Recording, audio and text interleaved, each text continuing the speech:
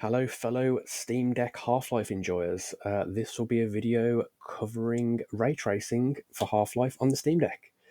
Yeah, should be interesting, and just want to do you a demo and explain how you can get this running. So, first thing you want to do is go to the page that contains the mod, which is the link in the description. So go ahead and become familiar with that link and have a read through the page. But before we continue, I just want to show you the trailer for the ray tracing mod, so you know what you are getting into and you know what to expect. So I'll play that now, and feel free to skip in the timeline of the video if you want to skip that. I will timestamp every part and segment of the video for your convenience, because that's what I'm like. I'm a good lad. Anyway, let's take a look at the trailer.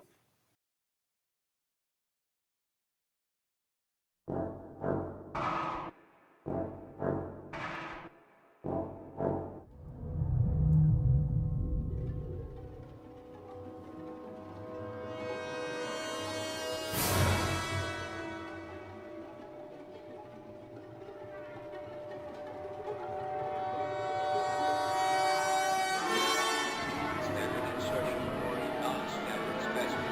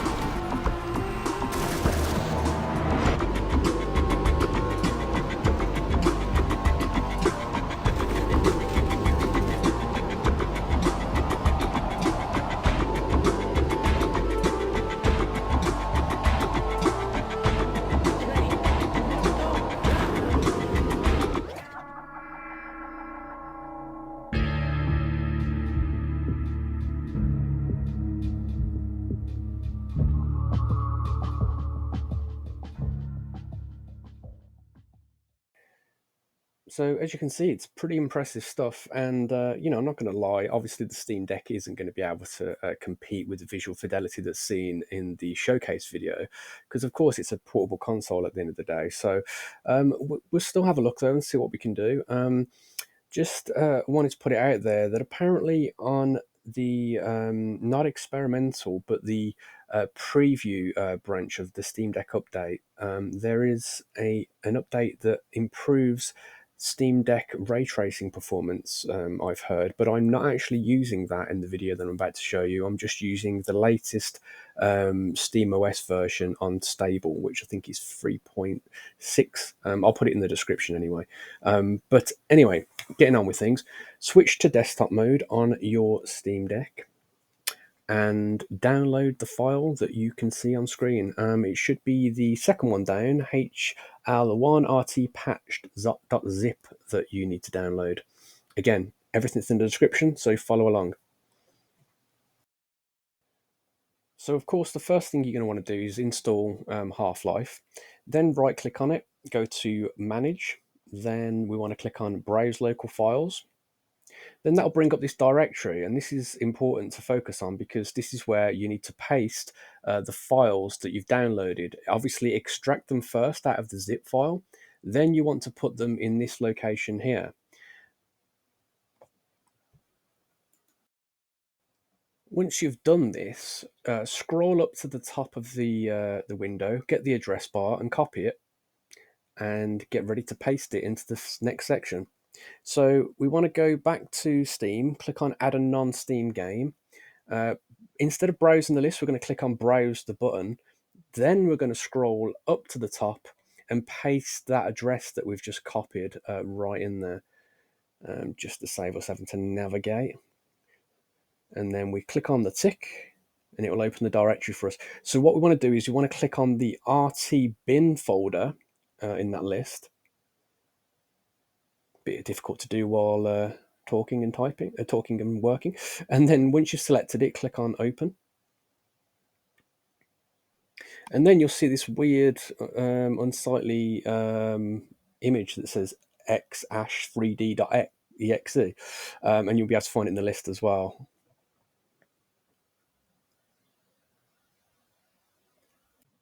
So instead of editing this neatly, I'm just going to let you experience what I experienced when trying it. First thing you want to do, you want to go into the settings and make sure you disable bloom, because it does create some weird artifacting on AMD hardware, and obviously the Steam Deck contains AMD hardware. So yeah, make sure you disable bloom.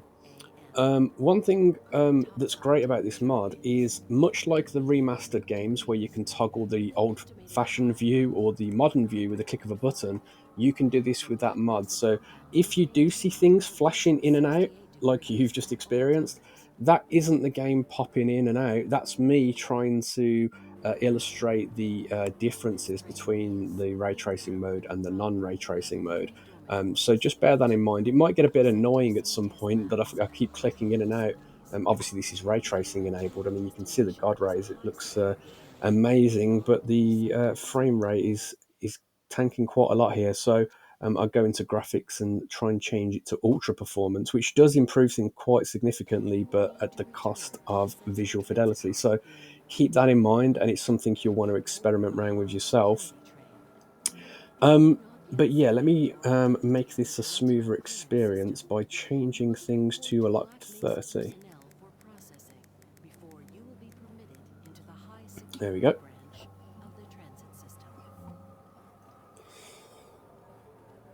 Right, so you will notice that there are stutters every now and again if you're new to this game. There's nothing unusual. It's just the way that the game was constructed. It's a series of different levels linked together effectively. I mean, look at the light in there. You see the difference. I'm switching in and out of the mod view there with the click of a button that I've bound to the key of X. So I'm just going to let this play. Um, and you can see for yourself. One thing I want to quickly say before shutting up, though, is you can notice here on the helicopter the effect that FSR has. It does create a lot of ghosting when you have it, especially when you have it on the higher performance options. All right, so now we're in a different area, and this is a really cool feature. You can see the light coming off the screen there. Again, just showing you via toggling on and off the ray tracing. You do notice a significant difference with it on.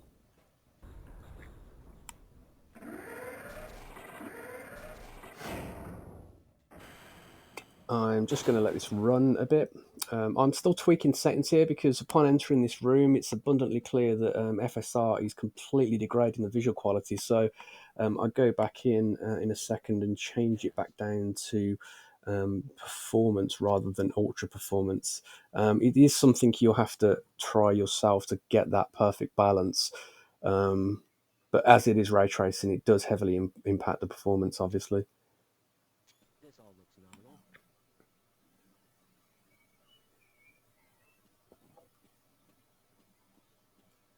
Hey, Mr. Freeman. I had a bunch of messages for you, but we had a system crash about 20.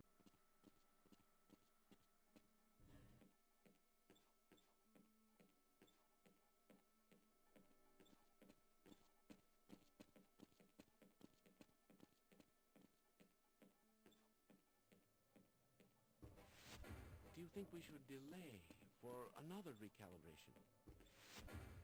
Absolutely not. Did you submit your status report to the administrator today? Ah, it's good to see you. You do notice a big difference on screens as well. Like when there's any screens or illuminated signs in the game, they've been completely reworked by the looks of things. You can see the ray tracing on the Where walls did there the from the machine. SteamOS shutdown procedure chart? But yeah, it does make a dramatic difference.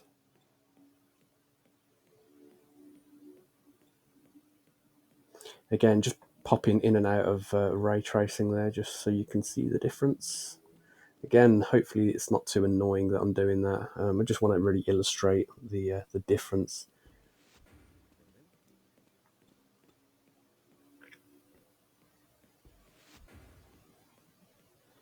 I mean, there are some scenes that are quite difficult to know the difference, depending on what lighting's available.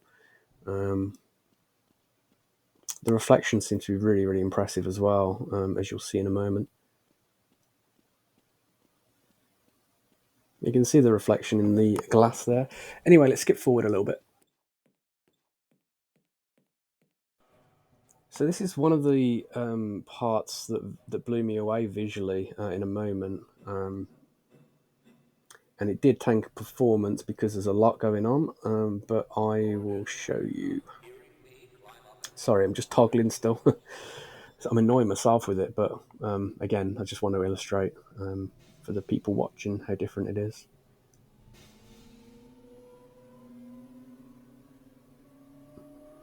Once this ramps up in a moment, you know, it is really dramatic. Like the difference, it looks insane.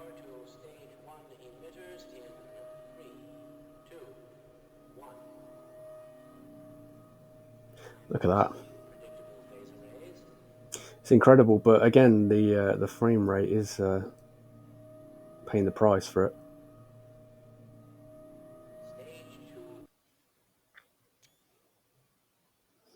As I said earlier, it's going to be a case of seeing how much you want to ramp up that FSR performance.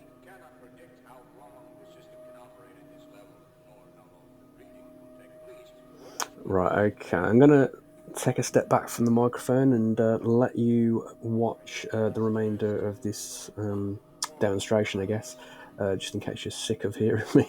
I will be back in a moment. But I'm showing a small discrepancy in, well, no, it's well within acceptable bounds. Sustaining sequence. I've just been informed that the sample is ready, Gordon. It should be coming up to you any moment now. Look to the delivery system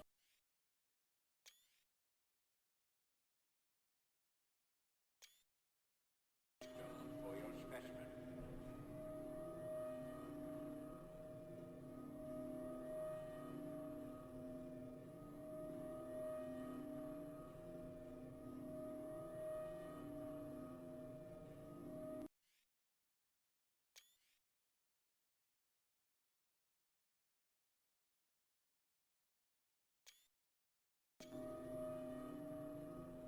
Standard insertion for a non-standard specimen. Go ahead, Gordon. Slot the carrier into the analysis port. What is he doing in there? Nothing you need to worry about, Gordon. Go ahead.